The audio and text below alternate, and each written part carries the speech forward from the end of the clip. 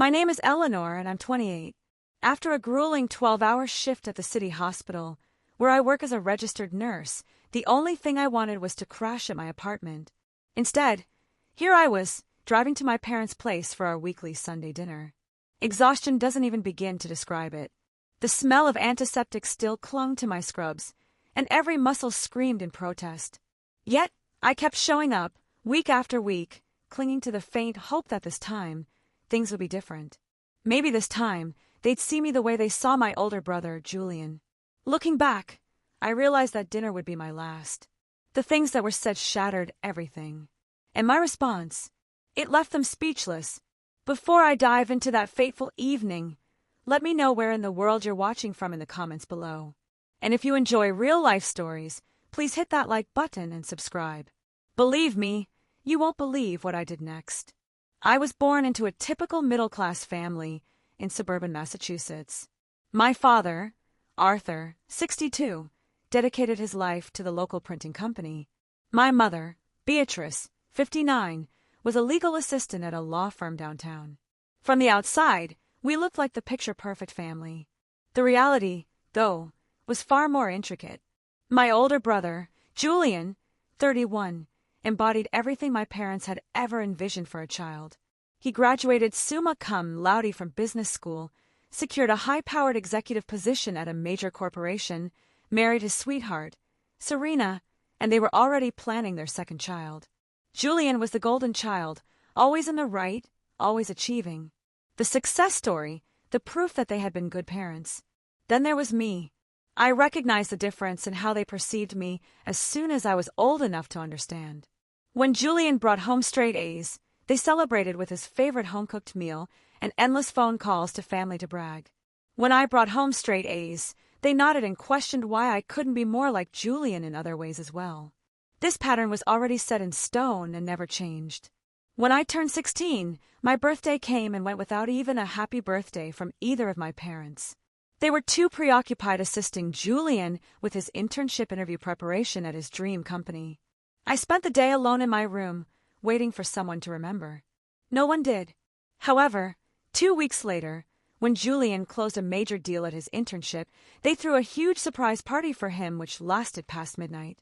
My high school graduation took place the same day as one of Julian's corporate events 3 hours away. My parents chose to drive to the event instead of watching me walk across the stage. I sat in the audience scanning the crowd for their faces, but found only empty seats where they should have been later. They explained that Julian's event was more important because it could lead to greater professional opportunities. When I graduated nursing school with honors, they did attend the ceremony, but throughout the entire event, they complained that Julian was unable to make it due to an out-of-state work trip. During my graduation dinner, they spent 45 minutes on speakerphone with Julian, discussing a new acquisition deal while my diploma sat untouched on the table. Despite all of this, I never stopped trying. I called them religiously every Sunday morning. I was there for every family gathering, even when I had to swap shifts at the hospital. I remember their birthdays, their anniversary, every holiday, with carefully chosen gifts. I helped them set up their new smart home devices. I taught my mother how to use her new tablet, and went over my father's health plan with him after his bout of shingles 2 years ago. I genuinely loved my job in the emergency department. There's something incredibly meaningful about being there during someone's most vulnerable moment and helping them get through it. I've held the hands of terrified children, comforted families in the throes of grief, and celebrated with patients who defied all expectations. My colleagues respected me. My supervisor had recommended me for a mentorship program, and I had recently been recognized for my part in successfully resuscitating a patient during a particularly critical trauma. But none of that seemed to matter when I stepped through my parents' front door each week. In their eyes, I was still the disappointment, the child who chose a safe career rather than something ambitious like Julian. They saw my nursing degree as settling. Even though I found true meaning in helping others heal, that Sunday evening started like every other family dinner. I'd just come off a particularly tough shift at the emergency room. We had treated 2 major car accident victims, an elderly man suffering from a severe respiratory infection, and a young college student who had been assaulted. I was emotionally and physically drained. Despite all of this, I still stopped at the grocery store on my way to my parents' house. I bought a bottle of their favorite sparkling cider, a bouquet of fresh flowers for the dining room table, and a raspberry cheesecake from the bakery section. It was the same ritual I'd followed for years, always arriving with something to contribute, always hoping it would somehow earn me the approval they lavished on Julian. As I pulled into the driveway of the two-story colonial where I'd grown up, I saw Julian's luxury SUV and Serena's sedan already parked there. The familiar pang of anxiety twisted in my stomach. Family dinners were always more difficult when Julian and Serena were around because it meant spending the evening as they doted on them while barely acknowledging my existence. I walked up the brick pathway past the rose bushes my mother tended with such care and knocked on the front door. My father opened it, his neutral expression immediately lighting up when he spotted the cider in my hand. "Oh, good? You brought cider," he said, taking the bottle without so much as a glance in my direction. Julian was just telling us about his promotion. That was it. No, how was work? Or you look tired. Just gratitude for the cider and an immediate shift of focus to Julian's successes. I followed him into the living room where my mother was arranging appetizers on the coffee table, while Julian and Serena sat comfortably on the sofa, looking happy and relaxed. "Hi, everyone," I said, setting the flowers on the side table and placing the cheesecake box on the kitchen counter. "Eleanor," my mother responded, not looking up from the charcuterie board. "You're late." I glanced at my watch. I was 3 minutes past the agreed-upon time. But Julian and Serena had arrived early, and in my mother's eyes, that made me late. "Sorry, I stopped to get dessert," I explained. But she'd already turned back to Julian, asking about his latest project at work. I settled into the armchair across from the sofa, the same seat I'd occupied at. Julian launched into a detailed explanation of his new position, overseeing a team of junior executives. His company was developing software for corporate acquisitions, and he spoke with the self-assuredness of someone who knew his audience was captivated by every word. My parents leaned forward, asking questions and making comments of admiration. "The salary increase is substantial," Julian mentioned, glancing at Serena with a pleased smile. "We're looking at some real estate in the Crestwood area now." "Oh, that's fantastic," my mother exclaimed, clapping her hands. "Those are such wonderful homes. Remember that Christmas Eve when we drove through there, Arthur?" I said those were the homes of successful people. My father nodded enthusiastically. "You've really made something of yourself, son. We're proud of you." The conversation continued in this manner for the next 20 minutes. Serena shared news about their next attempts to get pregnant with their second child. My parents responded with excitement and offers to help with anything they might need. They discussed vacation plans, home renovations, and Julian's potential for climbing even higher in his career. I attempted to join the conversation several times. When they touched on corporate deals, I mentioned the training I'd recently completed on compliance protocols, thinking it might be relevant. No one reacted. When they discussed the challenges of pregnancy, I volunteered to share some resources on postnatal care that I'd learned about through my work with new parents at the hospital. My mother waved me off, asserting Serena's doctor would handle all of that. Finally, as we moved to the dining room for dinner, I decided to share something significant that had happened at work. The previous week, I had been part of a team that successfully treated a 55-year-old man who'd suffered a massive allergic reaction in our waiting room. It had been touch and go for 40 minutes, but we'd managed to stabilize him and get him to surgery. He'd sent a thank you card to our department, specifically mentioning my quick thinking in recognizing the signs of his deteriorating condition. "That must have been terrifying for his family," Serena said politely, although I could tell that she was just being nice. "It was," I agreed, "but it's moments like those that remind me why I love being a nurse. When you can literally save someone's life, it makes all the difficult days worth it." "That's nice, dear," my mother said, in the same tone she might use to acknowledge a child's finger painting. "Julian, tell us more about this leadership program your company is sending you to in California." And just like that, my moment was over. The conversation drifted back to Julian's opportunities, Julian's success, Julian's bright future.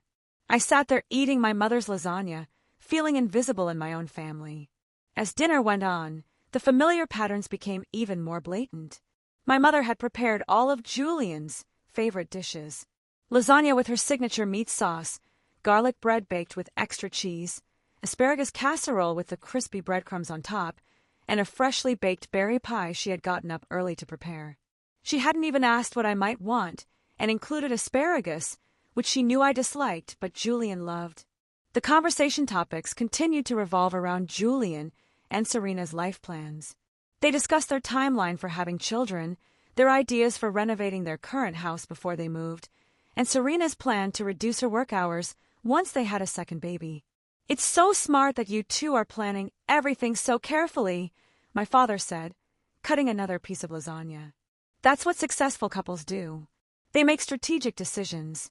Unlike some people who just drift through life without any real goals," my mother added, and although she didn't look at me, the implication was clear. I felt my jaw tighten. "I have goals," I said quietly. "I'm actually being considered for a shift lead position, which would mean heading an entire unit in the emergency department." "That's nice," my father said dismissively. "But it's not really a career path with upward mobility, is it? I mean, you'll still just be a nurse." The phrase "just a nurse" hit me like a physical blow.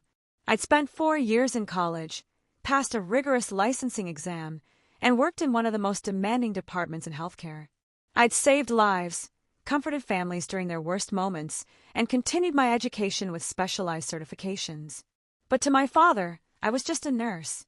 "Nursing is a respected profession," I said, trying to keep my voice steady. "We're an essential part of the healthcare system." "Of course, dear," my mother said in that patronizing tone. "It's a fine job for women who want something stable, but Julian is building something bigger. He's going to be managing entire teams, making decisions that affect thousands of people." Serena, who had been quiet during this exchange, suddenly spoke up. "Actually, Eleanor, maybe you should think about going back to school. You could become a nurse practitioner or even a doctor. You're smart enough." Her words were meant to be encouraging, but they stung because they implied that what I was doing now wasn't enough. Everyone at this table believed that my current life and career were somehow insufficient, that I needed to become something else to have value. "I love being a bedside nurse," I said firmly. "I like taking care of patients directly. Not everyone needs to be in management or have an advanced degree to make a difference." "But don't you want more for yourself?" Julian asked, and for the first time, he seemed genuinely concerned rather than dismissive. "I mean, you're capable of so much more than emptying bedpans and giving shots." His characterization of my job was so reductive and insulting that I felt my face flush with anger. "That's not what nursing is," I said, my voice rising slightly. "I perform complex assessments, manage life support equipment, administer medications that require precise calculations, and make split-second decisions that can mean the difference between life and death." Okay, my father said, holding up his hands. "Let's not get emotional about this. We're just saying that maybe you should aim higher like Julian has." My mother added, "He's always been ambitious. Even in high school, he had plans. Remember how he mapped out his entire college and career path junior year?" They were off and running again, reminiscing about Julian's early signs of success, his leadership qualities, his natural ability to excel at everything he touched. I sat there listening to them rewrite history, making Julian sound like he'd been a child prodigy when the truth was much more ordinary. What they conveniently forgot was that I'd had plans, too. I'd known I wanted to be a nurse since I was 12 years old, after spending a week in the hospital with pneumonia. The nurses who cared for me had been kind, competent, and reassuring during a scary time. I decided then that I wanted to be that source of comfort for other people. I'd volunteered at the hospital throughout high school, maintained a high GPA, and worked part-time jobs to save money for college. I'd been accepted to 3 different nursing programs and chosen the one with the best clinical training opportunities. I'd graduated magna cum laude and passed my licensing exam on the first try. But none of that counted as having plans in my parents' eyes. "The thing is," my father continued, apparently warming to his theme, "Julian has always thought strategically about his future. He chose business because he knew it would be lucrative and stable. He picked a company with growth potential. He married Serena because she's from a good family and shares his values." I looked at Serena, wondering how she felt about being described as a strategic choice rather than a love match. But she seemed pleased by the compliment. "And now they're planning their family expansion at exactly the right time," my mother added. They've established their careers, bought a house, built up savings, everything in the proper order. The implication was clear. Unlike me, who at 28 was still single, renting an apartment, and working in a job they considered beneath my potential. Never mind that I was financially independent, happy with my career choice, and had deliberately focused on building my professional skills before committing to a relationship. Some people, my mother continued, just don't seem to have that kind of foresight. The breaking point came when the conversation shifted to future family responsibilities.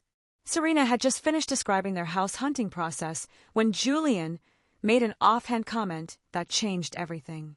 "You know, we should probably start thinking about long-term plans for you two as well," Julian said, gesturing toward our parents. "I mean, you're both in your 60s now. At some point, you might need help with things." My mother smiled fondly at him.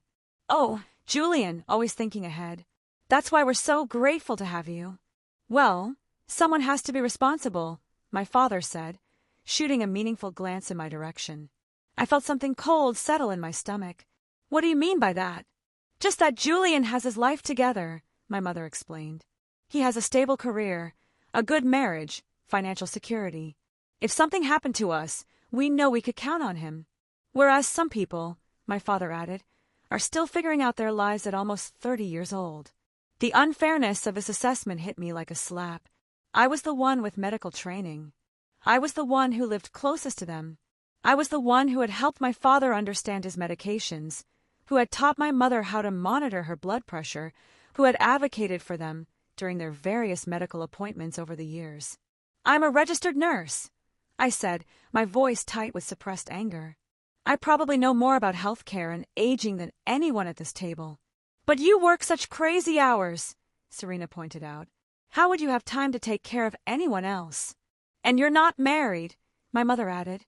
"You don't have the stability that comes with a solid partnership like Julian and Serena have." "Being married doesn't automatically make someone more capable of caregiving," I replied.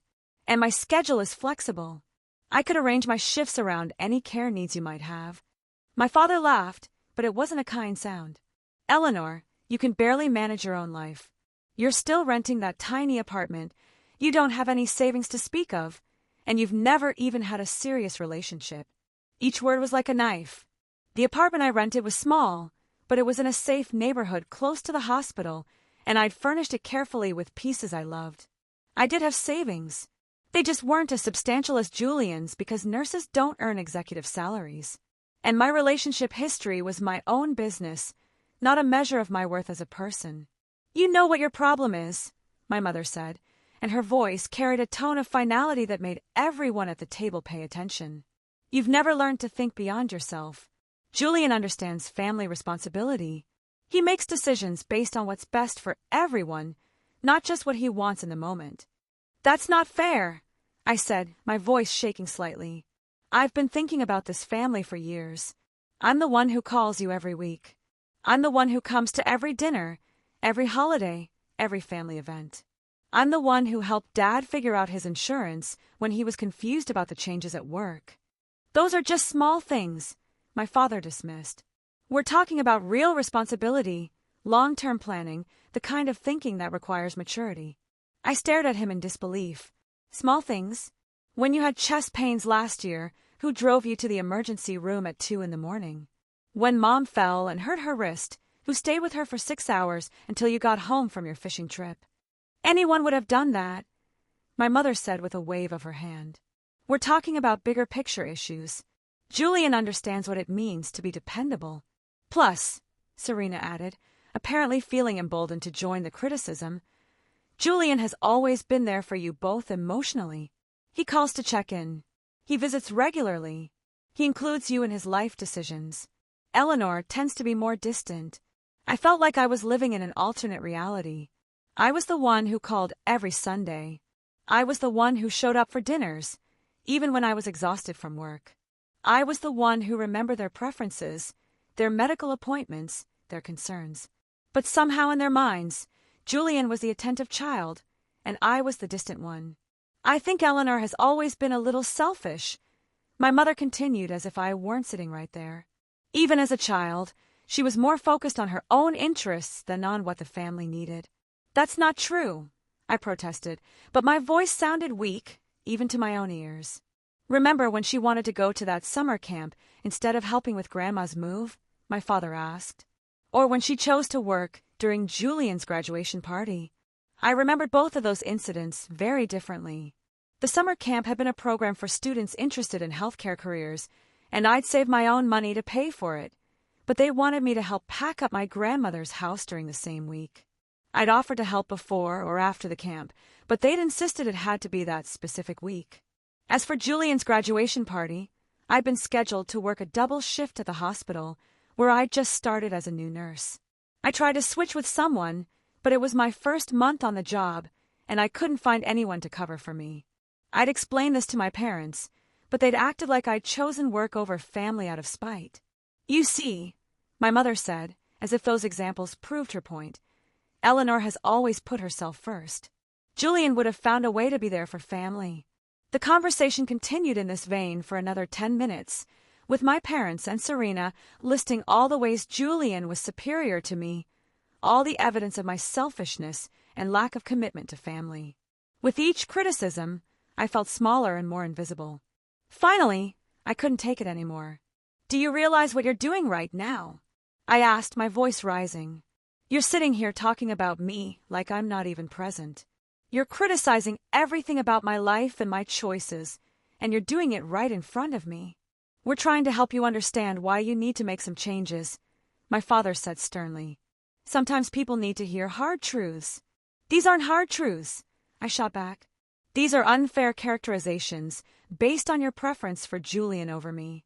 The words hung in the air for a moment, and I saw my parents exchange a glance. Then my mother's face hardened. "That's exactly the kind of thing we're talking about," she said coldly. "Always playing the victim. Always making everything about you." "I'm not playing the victim," I said desperately.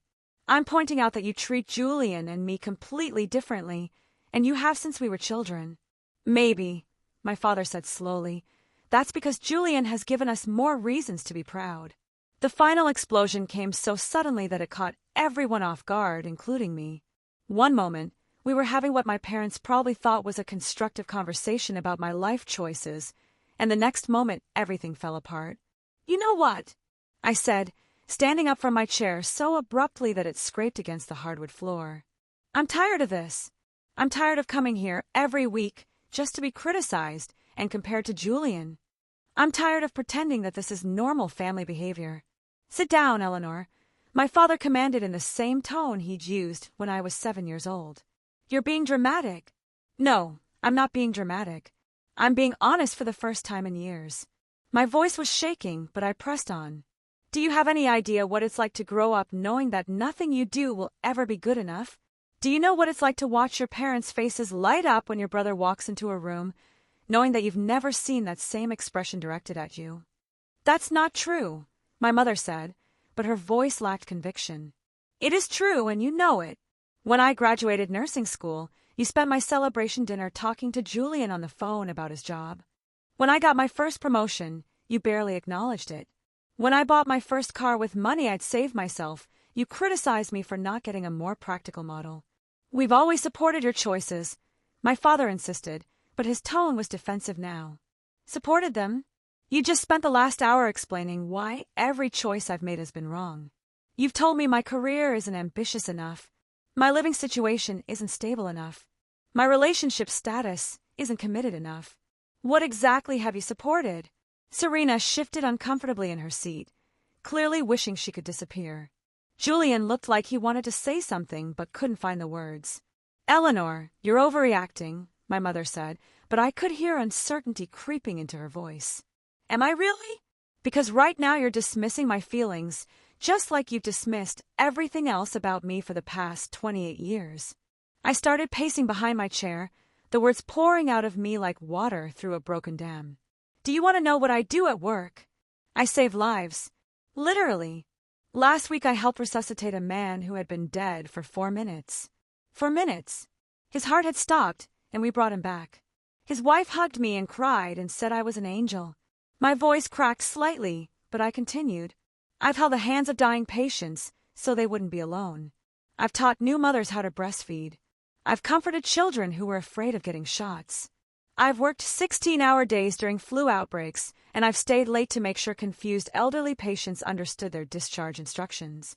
We know you work hard, my mother said quietly, but you don't think it matters. You think I'm just a nurse who should aim higher. You think my job is emptying bedpans and giving shots. You have no idea what I actually do, and you've never bothered to learn. My father cleared his throat. Eleanor, we appreciate that you help people, but it's not as impressive as Julian's job. Nothing I do is as impressive as what Julian does. I could cure cancer, and you'd probably ask why I didn't also solve world hunger while I was at it. That's enough, my father said sharply. You're being disrespectful. Disrespectful? I'm being honest. There's a difference. The room fell silent except for the sound of my heavy breathing. Everyone was staring at me like I'd grown a second head. In their minds, I was having an irrational outburst. In my mind, I was finally telling the truth after years of swallowing my hurt and disappointment. You know what the saddest part is? I continued, my voice quieter now but no less intense. I kept coming back here, hoping that someday you'd see me. Really see me. Not as the child who wasn't Julian, but as Eleanor, as someone with value in her own right. My mother's eyes were filling with tears, but whether they were tears of guilt or frustration, I couldn't tell. I thought if I just tried hard enough, if I was successful enough in my own way, if I was helpful enough and present enough and loving enough, eventually you'd realize that I was worth loving too. We do love you, my mother whispered. No, you don't. You love the idea of having a daughter, but you don't love me. You love Julian. You're proud of Julian. You enjoy Julian's company. I'm just the obligation you fulfill every week when I show up for dinner. The truth of those words hit everyone at the table like a physical force. Serena looked stricken. Julian looked guilty. My parents looked shocked, as if they'd never considered that their behavior might be perceived that way. That's when my father made the mistake that changed everything. You know what, Eleanor, he said, his voice rising with anger. Maybe we would be prouder of you if you gave us more to be proud of. Maybe if you stopped feeling sorry for yourself and actually accomplished something meaningful, we'd have a different relationship. Arthur, my mother warned, but he was just getting started. I'm tired of walking on eggshells around your feelings. Julian doesn't need constant validation because he's secure in his achievements. He doesn't blame us for his problems because he takes responsibility for his own life. Each word was like a hammer blow, but I stood there and took it, feeling something hard and cold crystallizing in my chest. You want to know the truth? My father continued, apparently interpreting my silence as submission. Sometimes I wish you were never born. The words hit the air like a physical slap. My mother gasped. Serena's hand flew to her mouth. Julian said, Dad, no. But my father wasn't finished. We wish you were never born. Life would be so much simpler without all your drama and your constant need for attention. My mother, instead of contradicting him, nodded slowly. Maybe that's harsh, but sometimes, yes, sometimes I wish things were different. The silence that followed was absolute. No one moved. No one breathed. The grandfather clock in the hallway ticked loudly, marking the seconds as 28 years of hope died inside me. And then something remarkable happened. Instead of collapsing, instead of crying, instead of begging them to take it back, I felt a strange sense of peace wash over me. The pretense was finally over. The truth was finally out. They'd said what they really felt, and now I was free to respond accordingly. I straightened my shoulders, wiped my eyes with the back of my hand, and looked directly at my parents. Perfect, I said, my voice steady and calm. Then you won't need me when you're old. The effect of my words was immediate and electric. My father's face went from angry red to pale white in the span of 3 seconds. My mother's mouth opened and closed like a fish gasping for air.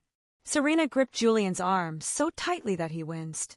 Eleanor, wait, Julian said, using my childhood nickname for the first time in years. Dad didn't mean that. He was angry. Oh, he meant it, I replied, surprised by how calm I sounded. And you know what? He's absolutely right. Life would be simpler. Simpler for you to call Julian when you need rides to doctor appointments. Simpler for you to ask Serena to help with groceries when you can't drive anymore. Simpler for you to figure out your medications without a registered nurse in the family. I moved around the table slowly, speaking directly to each of them. It'll be simpler for you to find someone else to explain insurance paperwork when you're confused. Simpler to find a different person to stay with you during medical procedures when you're scared. Simpler to call someone else at 2 a.m. when you think you're having a heart attack. Eleanor, stop, my mother said, tears streaming down her face. Now you're being vindictive. I'm being honest, just like you were honest about wishing I was never born. I looked directly at her. Do you remember when you had that kidney stone last year? You called me crying because the pain was so bad you couldn't think straight. I came over immediately, drove you to the emergency room, and stayed with you for 8 hours until they got your pain under control. She nodded, unable to speak. I held your hand while they put in the 4. I explained every procedure to you in terms you could understand. I advocated for you with the medical staff when they wanted to discharge you too early. I brought you home and stayed the night to make sure you were okay. Yes, you did, she whispered. And the whole time I was thinking about how glad I was that I could be there for you. How grateful I was that my medical knowledge could help someone I loved feel less scared and more informed. I paused, letting that sink in. But according to what you just said, you wish that person had never been born. My father tried to interject. Eleanor, you're taking this too far. Am I? Because I'm just following your logic to its natural conclusion. I turned to face him fully. Remember 6 months ago when you were worried about those chest pains? You didn't want to bother Julian because he was busy with his promotion. So you called me. I came over, took your vital signs, asked you detailed questions about your symptoms, and convinced you to let me drive you to get an EKG. His face was gray now, and he was gripping the edge of the table. It turned out to be nothing serious, just stress and indigestion. But I stayed with you through all the tests because I could see how frightened you were. I explained the results to you and Mom in terms you could understand. I helped you make follow-up appointments and set up a system for monitoring your blood pressure at home. I remember, he said quietly. That was the daughter you wish had never been born. The one who dropped everything to make sure you were okay. The one who used her professional knowledge to help keep you healthy and informed. I let that sit for a moment. So you're right. Life will be much simpler without all that. Serena was crying now, too, and Julian looked like he wanted to disappear entirely. I've spent 28 years trying to earn love that you freely give to Julian. I continued, my voice growing stronger with each word. I've sacrificed my time, my energy, my peace of mind for this family. I've rearranged my schedule around your needs, celebrated your achievements, and supported you through difficulties. You have, my mother admitted through her tears. But you're right. You don't need me. And you know what? I don't need this anymore either. I walked to the kitchen counter where I'd left my purse and keys. When I turned back around, they were all staring at me with expressions I'd never seen before. Fear, panic, the dawning realization that they might have pushed too far. Eleanor, let's talk about this rationally, my father said, his voice taking on a pleading tone I'd never heard from him. We're past talking, Dad. You said what you really think. You wish I'd never been born. Well, congratulations. As of right now, you got your wish. What do you mean? My mother asked, though I could tell she already knew. I mean, I'm done. Done with these dinners where I'm criticized and compared to Julian. Done with phone calls where you barely listen to what I'm saying. Done with being treated like a disappointment and an obligation. I slung my purse over my shoulder and picked up my keys. I'm going to change my phone number tomorrow. I won't be coming to any more family gatherings. You won't receive birthday or Christmas gifts from me anymore. When you need medical advice or help navigating healthcare decisions, you'll have to figure it out yourselves or ask Julian. You can't be serious, Julian said, standing up from his chair. I'm completely serious. You wanted life without me. You got it. My mother was sobbing now. Eleanor, please. We said things we didn't mean. No, Mom. You said things you did mean, but never intended to say out loud. There's a difference. I walked toward the front door, but turned back for one final statement. For 28 years, I've been trying to be the daughter you wanted. Starting tomorrow, you get to find out what life is like without the daughter you actually had. And with that, I walked out of my childhood home for the last time. The first few days after I left that dinner were surreal. I sat in my apartment Tuesday night staring at my phone and waiting for someone to call. Part of me expected my mother to reach out with an apology or Julian to try to mediate, but my phone stayed silent. Wednesday morning, I followed through on my promise and changed my phone number. The woman at the cellular store asked if I wanted to keep the same number and just change carriers, but I told her I needed a completely new number. She looked at me curiously, but processed the change without questions. That afternoon, I created new email addresses and changed my contact information at work, at my bank, and with my landlord. I was methodical about it, making sure there was no way for my family to reach me through any of the usual channels.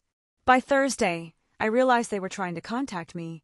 When I arrived at work for my evening shift, the charge nurse told me someone named Julian had called asking for me.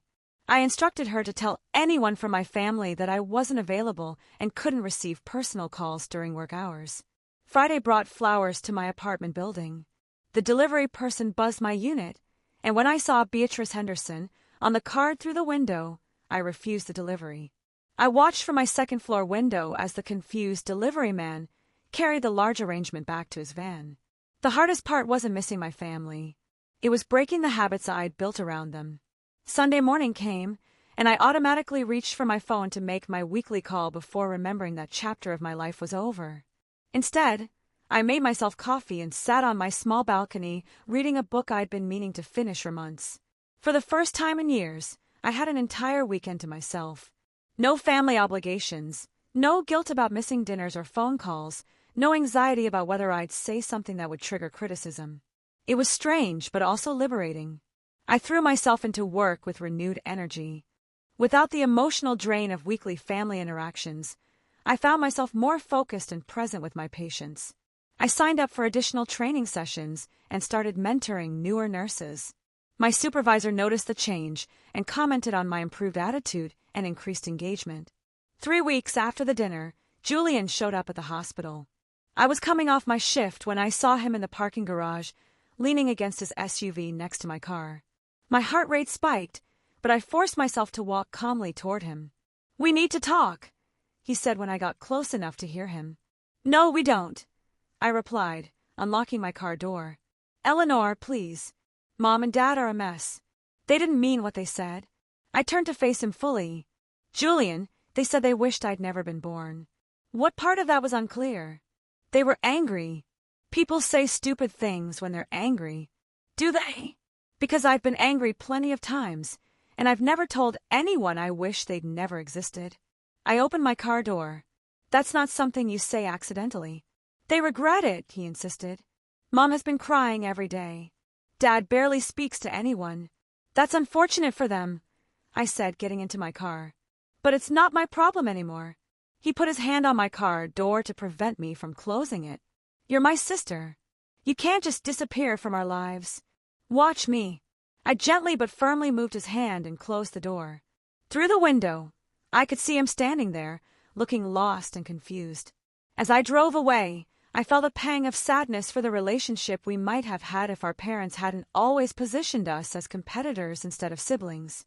A month later, my landlord told me someone had been asking about me. A woman matching my mother's description had come to the building twice, asking which unit I lived in. He'd refused to give out that information, but it made me realize I needed to take additional steps to protect my privacy. I started parking in a different section of the hospital parking garage and varying my schedule when possible. I asked my closest work friends not to share any information about me with people who might be family members. It felt paranoid, but I knew my parents well enough to know they wouldn't give up easily. The hardest moment came 6 weeks after our final dinner. I was grocery shopping when I saw my mother in the produce section of the store. She looked terrible, thin and tired, with dark circles under her eyes. For a moment, my resolve wavered. This was the woman who had raised me, who had bandaged my scraped knees and taught me to drive. But then I remembered her nodding along when my father said they wished I'd never been born. I remembered years of criticism and comparison, of feeling invisible and undervalued in my own family. I turned my cart around and left the store without buying anything. 3 months in, I realized I was genuinely happier. The constant low-level anxiety I'd carried for years was gone. I wasn't dreading Sunday phone calls or Tuesday dinners. I wasn't second-guessing myself constantly or trying to anticipate criticism. For the first time in my adult life, I was living for myself instead of trying to earn approval that was never going to come. I started dating again, something I'd put on the back burner while dealing with family stress. I joined a book club and a hiking group. I took a pottery class and discovered I had a talent for it. I was building a life based on my own interests and values, not on what might finally make my parents proud. The turning point came 4 months after I'd walked out of their house. My friend Linda, who worked in the cardiac unit, mentioned that a man named Arthur Henderson had been admitted with chest pains. She knew it was a common name and might not be related to me, but thought I should know. My first instinct was to rush to the cardiac unit and check on him. My medical training kicked in, and I found myself mentally reviewing cardiac protocols and thinking about what questions I'd want to ask his doctors. But then I remembered he wasn't my responsibility anymore. He'd made it clear that my knowledge and caring weren't wanted or needed. I thanked Linda for the information and went about my shift. Later I learned through hospital gossip that he'd been discharged after 2 days with a diagnosis of anxiety-related chest pain. The irony wasn't lost on me that the stress of our family situation had literally given him heart problems. 9 months after walking out of that family dinner, I was a different person. Not dramatically different, but settled in a way I'd never been before. I'd moved to a new apartment in a neighborhood I loved, closer to downtown, and within walking distance of several restaurants and shops. I'd adopted a rescue cat named Oliver, who seemed to understand that we were both starting over. My job had become even more fulfilling without the constant emotional drain of family stress. I'd been promoted to senior nurse and was being considered for a leadership position in the emergency department. My colleagues respected my skills and judgment, and I'd been asked to present at a regional conference about trauma care protocols. I'd also started dating someone I really liked.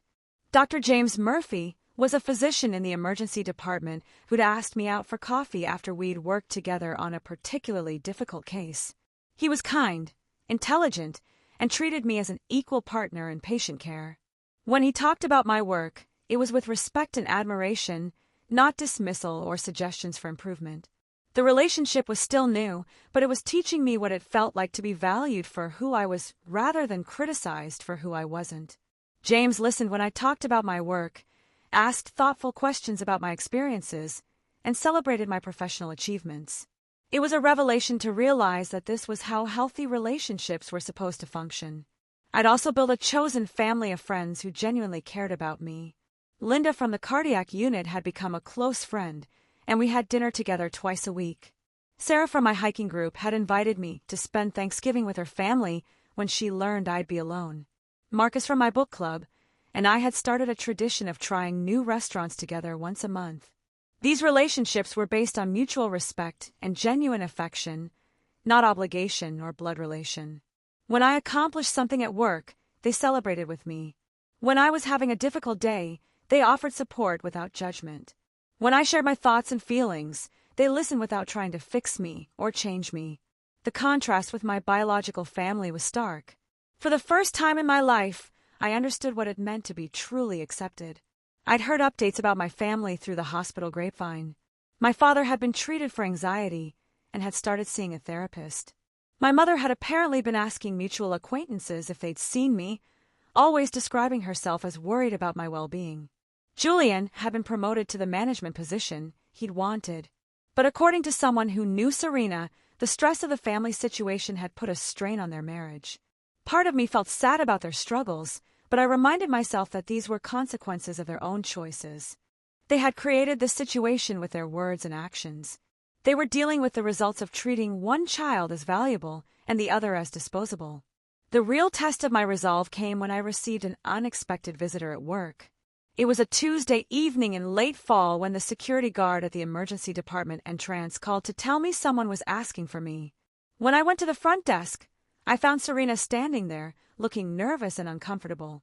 "Eleanor, I know you don't want to see any of us," she began, "but I'm here about something important." I considered walking away, but something in her expression made me pause. "What is it?" "Your mom is in the hospital. Valley General, not here. She had a stroke yesterday." The words hit me like a physical blow. Despite everything that had happened, despite the months of separation and anger, my mother was still my mother. My medical training immediately kicked in, and I found myself asking questions about her condition, her treatment, her prognosis. "She's stable," Serena said quickly, "but it was significant. She's having trouble with speech and movement on her left side.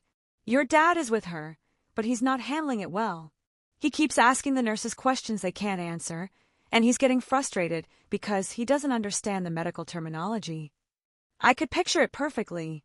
My father was scared and confused, trying to navigate a healthcare system he didn't understand, struggling to advocate for his wife without the medical knowledge to ask the right questions or interpret the answers he received. "Julian is trying to help," Serena continued, "but he doesn't know anything about medical stuff either. We keep thinking about how you would know what questions to ask, what the doctors really mean when they use technical terms." It was a masterful appeal, and Serena was smart enough to frame it in terms of my expertise rather than my family obligation. She was acknowledging that I possessed knowledge and skills they needed rather than simply demanding that I show up because I was related to them. "I'm sorry this happened," I said carefully, "but I'm not part of your family anymore. Remember?" Serena's eyes filled with tears. "Eleanor, I know what they said was awful. I know they hurt you in ways that can't be easily forgiven, but this is different. This is about whether your mom gets the best possible care and support during her recovery." She was right, and she knew it. This wasn't about family loyalty or forgiveness or reconciliation. This was about my professional knowledge and personal integrity. Could I stand by and let my mother receive substandard care because I was angry at my parents? "What exactly are you asking me to do?" I said finally. "Could you just talk to her doctors, not as her daughter, but as a medical professional? Help us understand what we're dealing with and what questions we should be asking." It was a reasonable request, framed in a way that respected my boundaries while acknowledging my expertise. Serena had clearly thought this through carefully. I stood there for a long moment, weighing my options. I could maintain my boundaries and refuse to get involved. I could compromise those boundaries and risk being drawn back into family drama. Or I could find a middle path that honored both my professional ethics and my personal limits. "I'll make one phone call," I said finally to her attending physician. "I'll ask for a clinical summary of her condition and treatment plan. Then I'll explain it to you and your family in terms you can understand. That's it. One phone call, one explanation, and then I'm done." Serena nodded eagerly. "That would help so much. Thank you. But I want to be clear about something," I continued. "This doesn't change anything between me and my parents. I'm doing this because it's the right thing to do medically, not because I'm ready to reconcile or forgive." "I understand," she said quietly. I made the phone call that night after my shift ended. Dr. Rodriguez, my mother's neurologist, was professional and thorough in explaining her condition. She'd suffered what he classified as a moderate ischemic stroke affecting the left side of her brain. Her speech and motor functions were impacted, but there was reason for optimism about recovery with proper rehabilitation. The next morning, I met Serena at a coffee shop near the hospital and spent an hour explaining everything Dr. Rodriguez had told me. I translated the medical terminology into plain English, outlined the expected recovery timeline, and provided a list of questions they should ask about rehabilitation options and follow-up care. "Will you come see her?" Serena asked as we were getting ready to leave. "No," I said firmly. "I've done what I can do professionally. The rest is up to you and the medical team." Serena looked like she wanted to argue, but she simply nodded and thanked me for my help. 3 days later, I received a handwritten letter at my apartment. The envelope had my mother's shaky handwriting on it, clearly written with her non-dominant hand. Inside was a single sheet of paper with just a few words. "Thank you for helping, even when we didn't deserve it. I'm sorry for everything. I love you." I read the letter 3 times, then put it in a drawer. It was a start, but it wasn't enough. Words on paper couldn't undo 28 years of feeling second best. An apology, written from a hospital bed, couldn't erase the damage of being told I should never have been born. But it was something. For the first time since that horrible dinner, one of my parents had acknowledged that they'd been wrong and that I'd been wronged. It wasn't much, but it was more than I'd ever received from them before. I didn't respond to the letter, but I didn't throw it away either. I left it in the drawer, a small symbol of possibility in a relationship that might someday be reparable, though it would never be the same. What I'd learned over those 9 months was that I didn't need their approval to have value. I didn't need their love to be worthy of love. I'd built a life filled with meaningful work, genuine friendships, and the kind of respect I'd always craved from my family. Sometimes the greatest act of love is walking away, and sometimes the family that matters most is the one you choose for yourself. I'd chosen to surround myself with people who saw my worth, who celebrated my achievements, and who treated me with the kindness and respect every person deserves. For the first time in my life, I was enough, exactly as I was. And that realization was worth more than any apology or attempt at reconciliation could ever be. I'd walked away from a family that made me feel small and worthless, and I'd walked into a life where I could finally see my own value clearly. That wasn't just healing. It was transformation. That wasn't just survival. It was victory. And as I sat in my new apartment that night with Oliver purring in my lap and a text from James asking about my day, I knew I'd made the right choice. Sometimes you have to lose everything to realize you never really had it in the first place. And sometimes you have to walk away from the people who don't value you to find the ones who do. I'd wished for my parents' love for 28 years. I understood that their love, conditional and critical as it was, had never been what I actually needed. What I'd needed was to love and value myself enough to walk away from people who couldn't see my worth. That lesson was painful to learn, but it was the most important thing I'd ever discovered. And no one could ever take that knowledge away from me. Have you ever had to walk away from family members who didn't treat you with respect? How did you find the courage to put yourself first? I'd love to hear your stories in the comments below. And if this resonated with you, please give this video a like and subscribe for more real-life stories about setting boundaries and finding your self-worth. Share this with someone who might need to hear that they deserve better than conditional love. Thank you for listening to my story, and remember that you are valuable exactly as you are. Sometimes the people who are supposed to love us most are the ones who see us least clearly. But that doesn't mean we have to accept their version of who we are. I hope wherever you are in your own journey, you find the strength to surround yourself with people who celebrate you instead of constantly trying to change you. You deserve nothing less than genuine love and respect. Take care of yourselves, and I'll see you in the next video.